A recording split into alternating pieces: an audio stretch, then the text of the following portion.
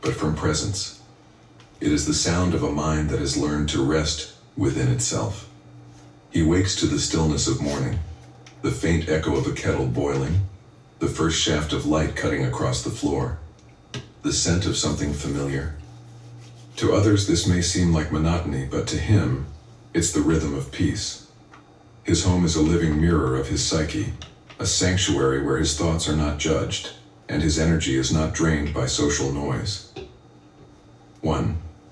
The hidden energy economy. Psychologically, introverted men experience energy differently. The world outside, loud conversations, crowded rooms, constant engagement, doesn't fuel them. It drains them. Every small interaction costs a piece of mental currency. Home becomes the place where that currency is restored. Carl Jung, who first popularized the concept of introversion and extroversion, suggested that introverts turn their libido inward. Their life force, instead of seeking stimulation from external chaos, finds nourishment in internal reflection.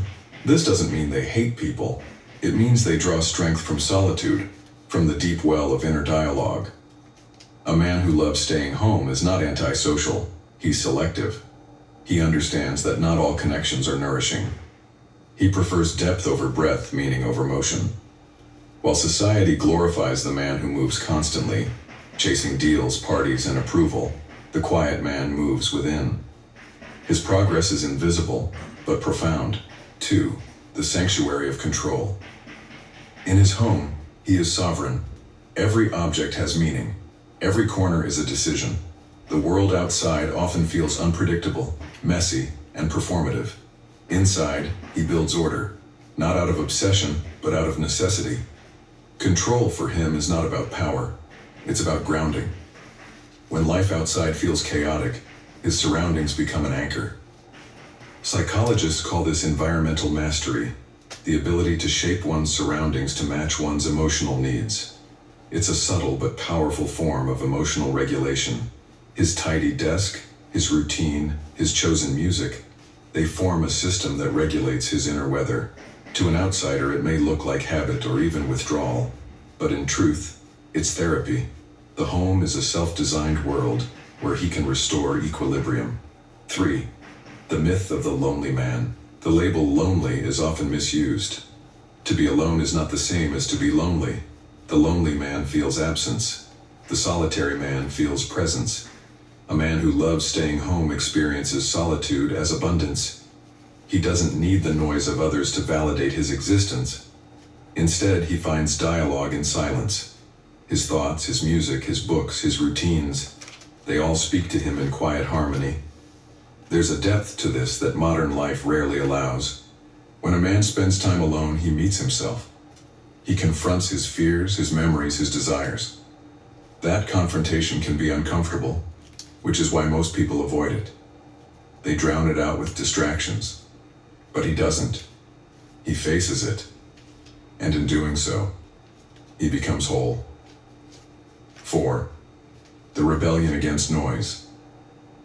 We live in an age that confuses activity with meaning.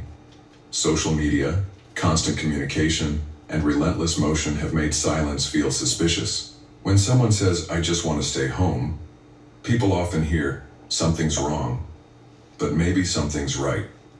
Maybe that man is quietly rebelling against the expectation that life must be loud to be valid. In his stillness, he reclaims something sacred: attention.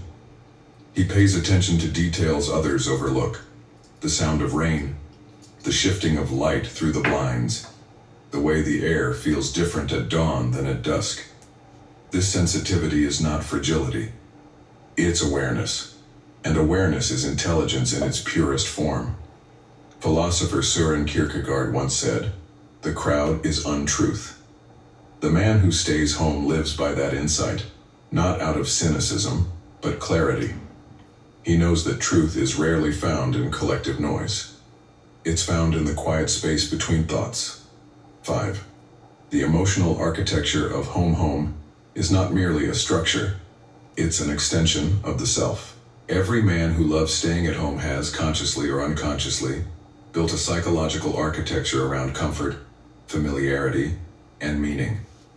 The living room becomes a reflection of his mental state, organized but not sterile, personal but private. The bedroom becomes a temple of retreat, a place to dream, to rest, to re-enter the world. The kitchen, a reminder of nourishment, both physical and emotional. Even the smallest details, like the chair he always sits in or the mug he uses every morning, become